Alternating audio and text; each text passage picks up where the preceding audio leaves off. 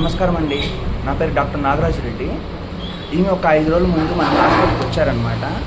వచ్చినప్పుడు చాలా సీరియస్గా ఉందండి కండిషన్ అండి. మీరు మాట్లాడతాము.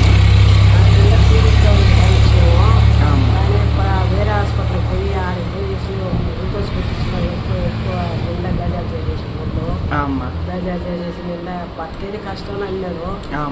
అతను ఇక్కడికి వచ్చిన అమ్మ, మీరు ఇక్కడ రాకముందు మీ చుట్టుపక్కల వాళ్ళు కూడా చుట్టుపక్కల వాళ్ళంతా కూడా వచ్చి చూసేసి బతికేది కష్టం హాస్పిటల్కి వెళ్ళారు. బట్టి బిడ్డ దగ్గరికి వచ్చినాము. బిడ్డ దగ్గరికి వచ్చినాక ఏదో ఆ బిడ్డ కూడా నేను వాళ్ళు చూసేసి బిడ్డ కూడా చాలా ఇబ్బంది పడిపోయినాను. మీరు ఆటోలోంచి కూడా దిగలేకపోయినారు. ఆటో నుంచి కూడా దిగలేకపోయినా నేను.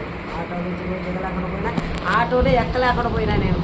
2 మనుషులు ఎక్కించాలన్న కాలు ఎక్కిపెట్టి ఒక పెట్టి ఒకరు కొట్టి టేపు ఎక్కించినారు. కానీ ఇప్పటికి అప్పటికి మటుకు నాకు సోదీ లేదు. నా ఒళ్ళు నాదే సోదీ లేదు. నేను బతుకుతాను నాకు కూడా నమ్మకం లేకనే నేను వచ్చిన హాస్పిటల్. అమ్మ, నేను కూడా ఆ రోజు చాలా భయపడిపోయినానమ్మా. ఏం రా స్వామి, ఆ రోజు వాంతి అయిపోయింది కదమ్మా, ఇలా వాంతి వస్తుంది కదమ్మా. ఆ రోజు మీరు కళ్ళు కూడా తెరవడం లేదమ్మా. నాకు చాలా భయం వేసింది అనమాట. నేను ఎప్పుడు కాస్తా మరి అయిందండి. కానీ ఇప్పుడేమో ఈ బిడ్డ దగ్గరికి వచ్చినాక పర్వాలా నా ఆరోగ్యం బాగా కుదిరిపోయింది. బాగా తెచ్చుకున్నాను. బాగా నడవగలుగుతాను, బాగా తినగలుగుతాను, చేయగలుగుతాను.